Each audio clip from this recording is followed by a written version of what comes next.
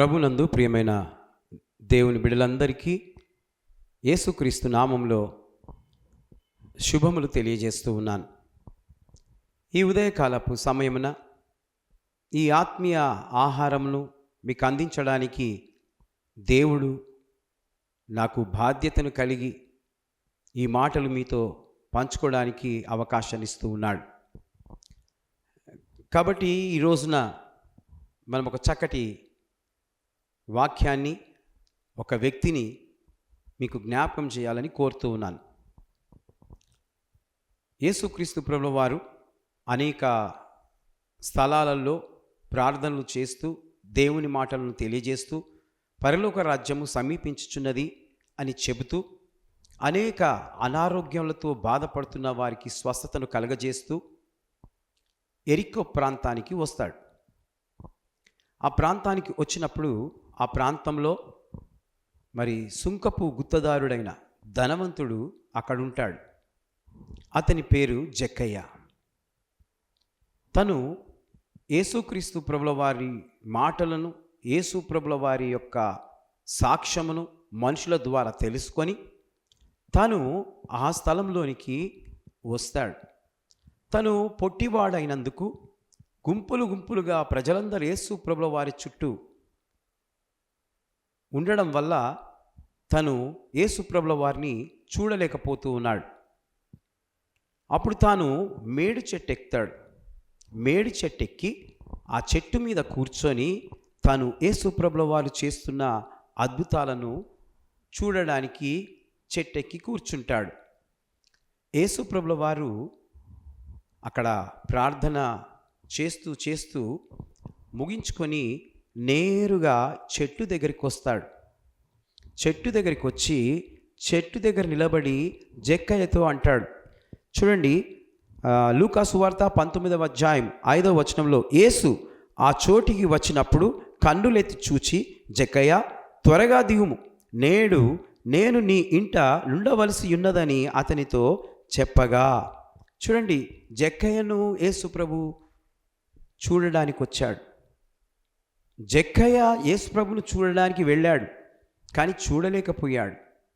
ఈ రోజున నీవు యేసు ప్రభును చూడాలని ఆశపడుతున్నావేమో, కానీ యేసు ప్రభువు నిన్ను చూడడం లేదు. నీవు చూడాలని ఆశపడుతున్నావు, కానీ యేసు ప్రభు నిన్ను చూడడం లేదు. ఇక్కడ జక్కయ్య చూడాలని ఆశపడ్డాడు, కానీ యేసు ప్రభు జక్కయ్యను చూడడానికి వచ్చాడు. హల్లెలూయా. జక్కయ్యను చూడడమే కాకుండా, జక్కయ్య త్వరగా దిగు, నేను నీ ఇంటికి రావాల్సి ఉన్నది, నీ ఇంట్లో నేను కూర్చుంటాను అని అంటున్నాడు. ప్రభునందు ప్రియమైన దేవుని బిడ్లారా, మరి ఈ రోజున యేసు ప్రభుల వారు మీ ఇంటికి కూడా రావాలని ఎదురు చూస్తూ ఉన్నాడు. మీ ఇంటికి కూడా రావాలని ఎదురు చూస్తున్నాడు. ఎందుకో తెలుసా? నీ శాపాన్ని దూరం చేయడానికి, నీ అప్పులను దూరం చేయడానికి, నీ రోగమును తీసివేయడానికి. ఈరోజు నీవు మంచం పట్టుకొని లేవలేని పరిస్థితిలో ఉన్నావా? లేకపోతే మరణ పడక మీద నీ ఉన్నావా? ఈరోజు దేవుడు నీ దగ్గరికి రావాలని ఇష్టపడుతూ ఉన్నాడు. ఆయన కొరకు నీ హృదయాన్ని తెరువు.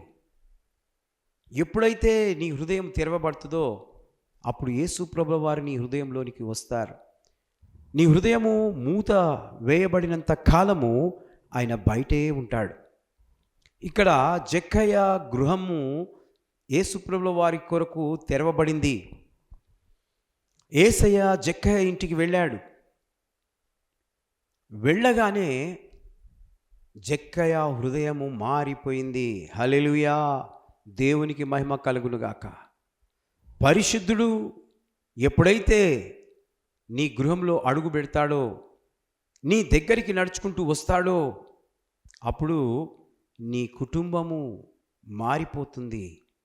జక్కయ్య ఎంతమంది దగ్గర సుంకపు గుత్తదారుడుగా ఉండి డబ్బులను తీసుకున్నాడో అవన్నీ కూడా, ప్రభువా నేను చేసిన తప్పు నన్ను క్షమించు, నేను తిరిగి వారికి ఇచ్చేస్తానని యేసు ప్రభు అడగకముందే తాను యేసు ప్రభు దగ్గర ఒప్పుకున్నాడు.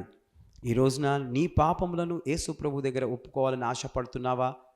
నా కుమారుడా, నా కుమారి, ఒకవేళ నీవు ఇష్టపడితే జక్కయ్య పాపములను క్షమించినట్లు నీ పాపమును కూడా యేసు ప్రభు వారు క్షమిస్తారు.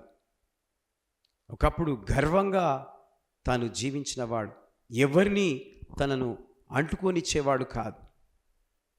ఆ విధంగా ఉన్న వ్యక్తి ఎప్పుడైతే యేసు ప్రభుల వారు ప్రవేశించారో తన ఇంట్లోకి తను మారిపోయాడు.